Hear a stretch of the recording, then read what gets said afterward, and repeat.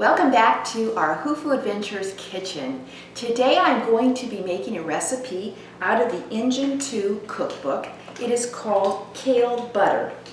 Kale Butter 3.0. It uses the OMG walnut sauce recipe that is also in this book. What I want to show you is the first step of this recipe is that you need to have kale and you need to be able to prepare the kale ready to be steamed, whether it's in a pot or in your Instapot pressure cooker. I don't like the stem of kale. To me, it's very hard and bitter. I know a lot of people leave it on, but I like to take the kale off. And usually what I do is when I'm ready to cook, I take the kale and I just sort of pull it apart from the stem all the way down so that it's removed from your stem. Now what we want to do is we want to clean our kale because our kale's been in the store. We don't know how many people have touched our kale. That's really important. So what I do is a salt ratio that Dr. Greger on nutritionfacts.org shares with you, and it's a 1:9 salt to water ratio.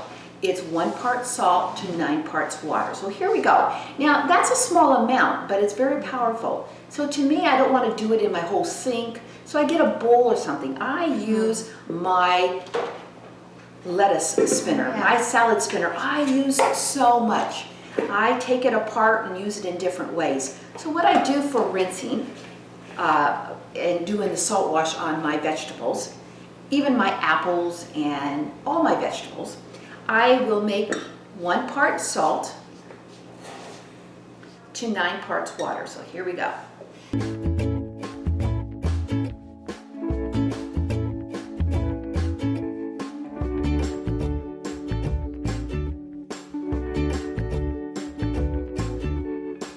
Anyway, so what I do then is I take the basket and put it in here because it helps just me to remove it and then take it over to rinse the kale.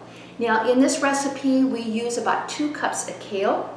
So what I'm going to do is I have cut up, I've got my kale off all the stems. Now of course this is going to cook down and be more. So I'm just doing this just to get an approximate.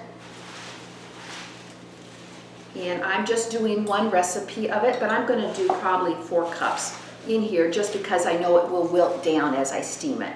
So I'm just going to rinse this, and I just take my hands in here and just back and forth in this water, this nice salt water, just helping to cleanse off any kind of germs.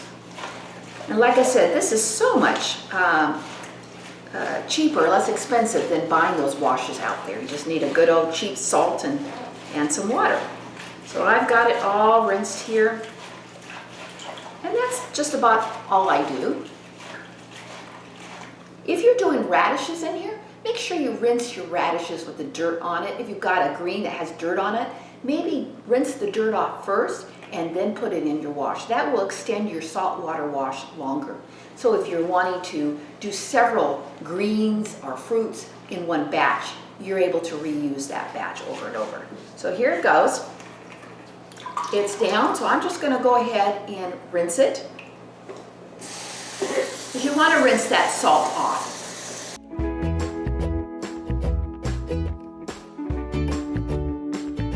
So I have rinsed my kale. Now I have just bought this handy dandy steamer basket. I was doing my vegetables in my Instapot pressure cooker, but they were getting a little bit soggy. So then I went to my on the stove steamer and started doing it that way because it had a basket in it. But I went on Amazon and found this steamer basket. This is what it looks like. And this is what we're going to put our kale into.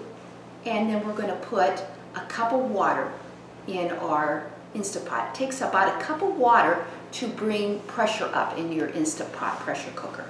All right, so right now what we're going to do is I'm going to put this kale in the basket.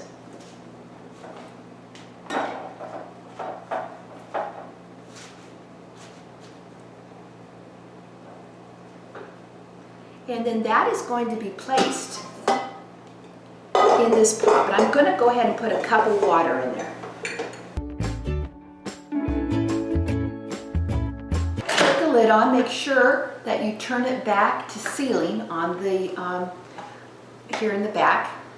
And then in the front, what you do is you hit steam, but first you need to plug it in. Okay, so it's on now. So you go to steam on ours, and then I go down to, it doesn't take long to cook, so I basically go to about 2 minutes. We leave it on, so that means now it's got to go build up pressure. Once it builds up the pressure, then it cooks for 2 minutes. Then when I hear it come down and beep, I will go ahead and do a quick release and get it steam out and open the lid so that I can take the kale out. We don't want it to keep cooking. It doesn't need to keep cooking. If you don't do a quick release, then what it does is it cooks while it comes down in the pressure. So this is on for 2 minutes. Probably don't even need that, we'll see.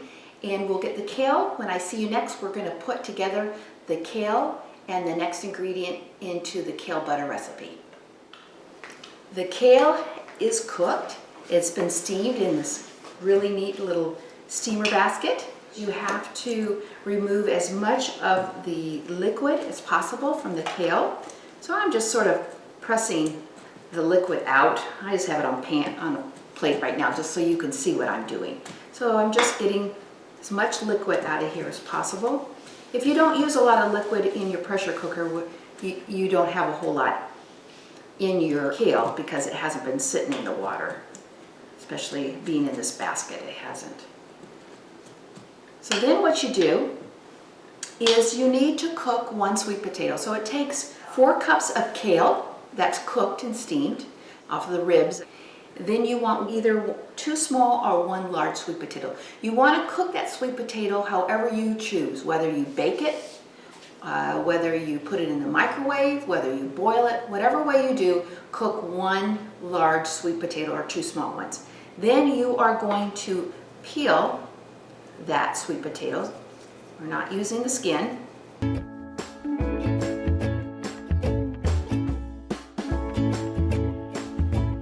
One sweet potato, 1 large sweet potato, and then you are using 1 recipe of the OMG walnut sauce. If you didn't see that video, go back and watch that one on the OMG walnut sauce. Make 1 batch of it or 2 batches of it. How many batches you want to make of the kale butter, that's how many you want to make of the walnut sauce. So I am just doing 1 recipe of this Kale Butter 3.0. You add to that your sweet potato, and you add to it your kale. Should be about 4 cups of kale.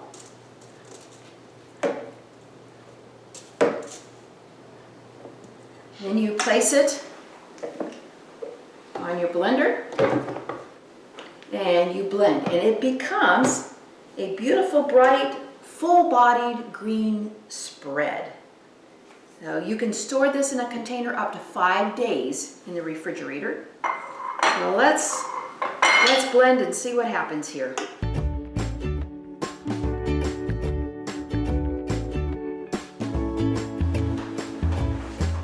You might need to use your little tapper on your Vitamix.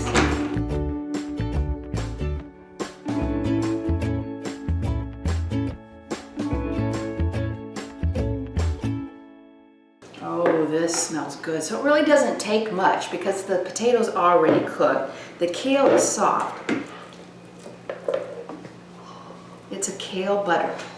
It's a spread. It's not a sauce, but it's more of a butter. And so this can be used, like I said, you could put dollops of it on your pizza crust and then put your veggies on top of it. So you would bake your pizza crust. You would then put bring it out, then put dollops of that on it, and then slice up or stir fry your veggies and then place on top. So it'd be kind of it doesn't go back in the oven later after that. Oh, this looks delicious. We'll come back to that. Well, what you can do, try it on a biscuit. Now, if you look at one of our earlier videos, we've done a video on an apple biscuit.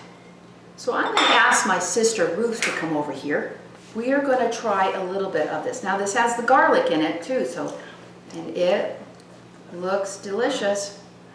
All right, Ruth. Thank you so much. I'm gonna try it too. Such a pretty color too. It's so gorgeous.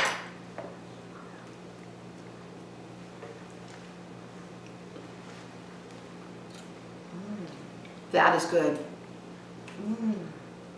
It's warm. It's got sweet taste to it with the kale in it. There's just enough garlic in it that it picks it up a little bit.